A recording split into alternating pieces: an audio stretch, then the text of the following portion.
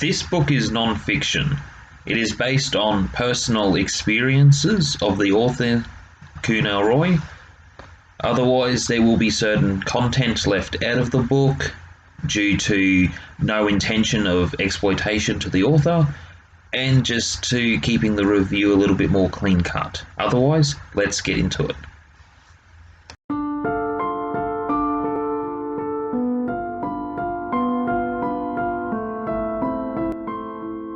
Hello everybody, my name is Andrew Casey at Hypersanity Books, and today I'll be reviewing Mental Illness Buffet, written by Kunal Roy. This is non-fiction.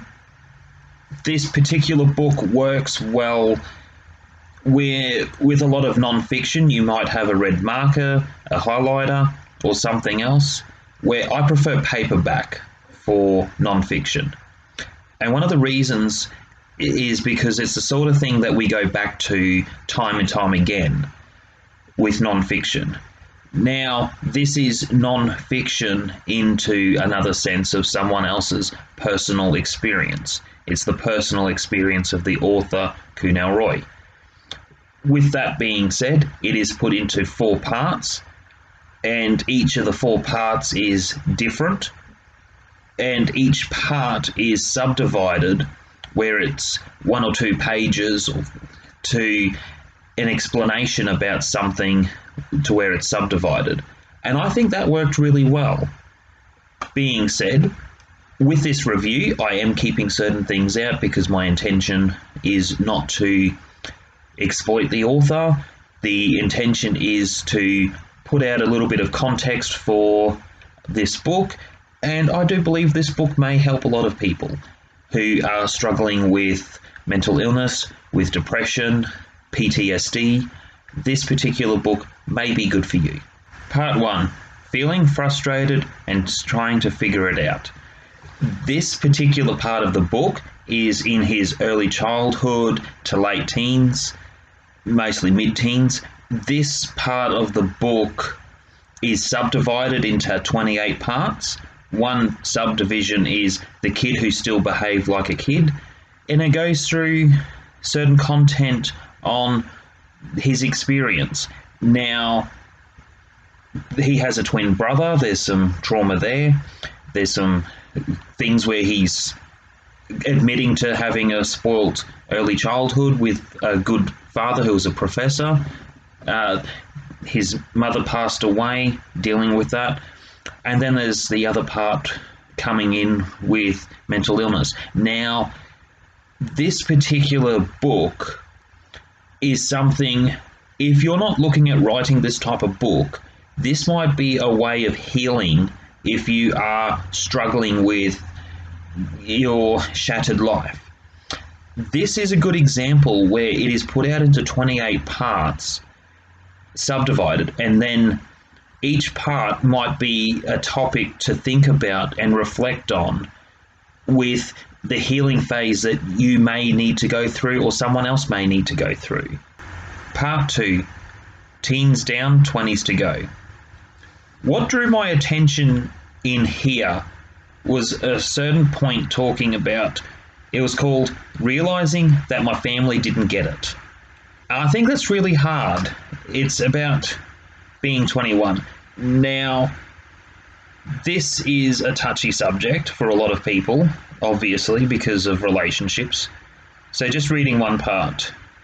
Comfort, no, just no. As you might expect, when I heard that, I completely lost it. We ended up having a huge fight. In that moment, it severely damaged our relationship. She was not wrong. She felt she was giving me some much-needed tough love. In the end, it was my fault. I should have been more honest from the beginning. Talking about relationships at the beginning, that's the point that I brought up in Dark Sparrow, where we talk about relationships. We talk about subjects and we don't talk about subjects. So you hear about it saying, if you want to get into a fight with someone, talk about politics and religion. I pose their point 3 and 4. Number 1 point to have an argument, custody and then parenting. if you want to get into an argument with someone. For a strong, healthy relationship at the beginning, it's having the discussion about difficult subjects for a successful relationship and both people being honest. With this acceptance of this part in the book, I felt more connected to the author to being honest. I felt connected to the author where it's realistic.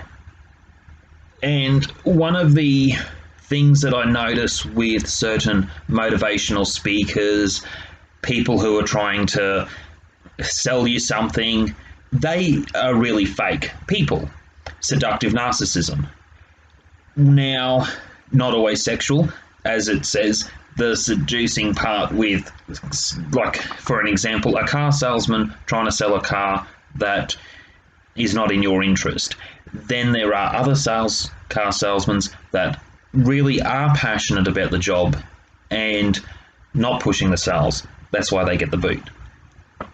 Also being said, within going back to the subject matter, with relationships, it is really hard to talk about certain subject matter.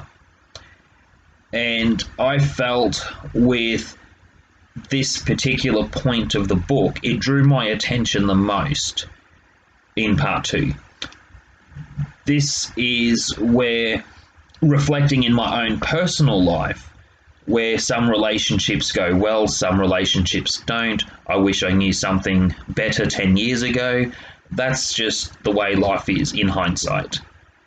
Looking at this particular point and how it's written, what I'm trying to say here, getting your highlighter, getting a red pen, whatever works for you, this is where this sort of book might be something to help you reflecting in the past as a way of accepting and leaving it in the past to move forward with your life as a bigger way of healing, to not allow the past to control you anymore.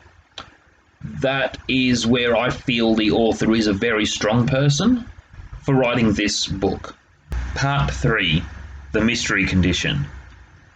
Within part 3, it is more about leaving the past behind and taking control of your life. It felt like it's talking about the present moment. Where I enjoyed this, he's learning English with a writing group in India, and it becomes so fluent with it, it's like a first language. His writing style is good. I like the way he has written this particular book. I have seen some of the reviews he's done. They're good.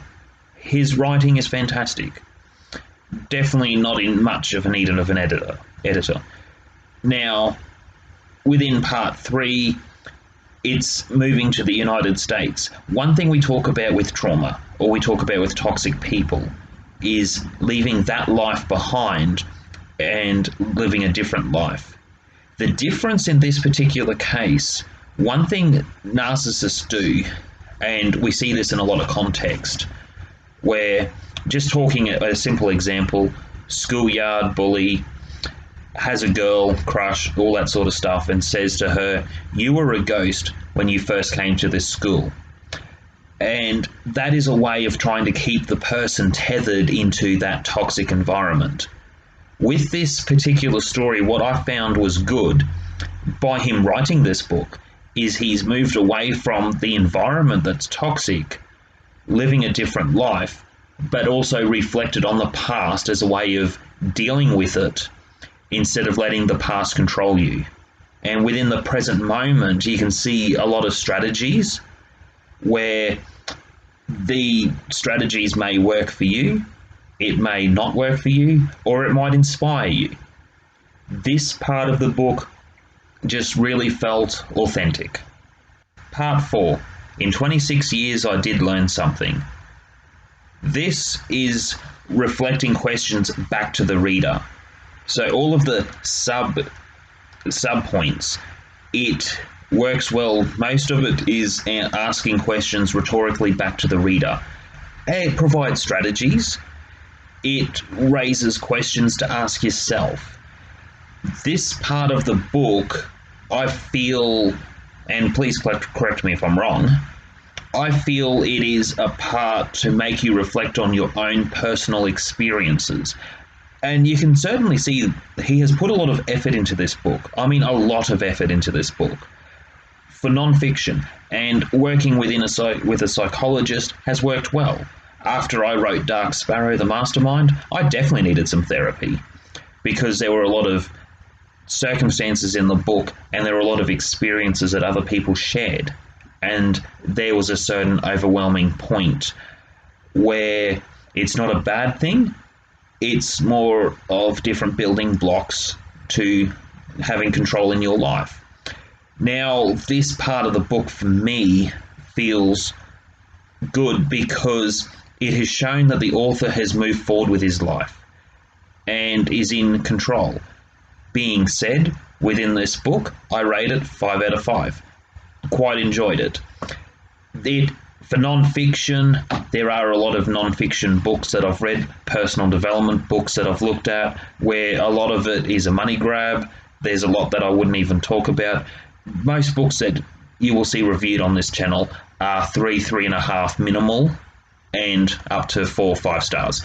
I don't like to review anything to exploit an author or their work or criticize to a negative point. That being said, moving forward, the author Kunal Roy is working on another book that's non-fiction, and he is working on a children's book. And that is fantastic, how he is moving forward with his life in a very positive direction. That all being said, if you are struggling, I recommend reading this particular book because a lot of its structure is previously mentioned and consistently mentioned. I do apologize. I feel this book may be for you. Otherwise, that's it for today. Hit like, subscribe, please comment. That helps this channel. We have grown now to 40 subscribers. Yay! And we will be posting more again soon. Thank you for your time.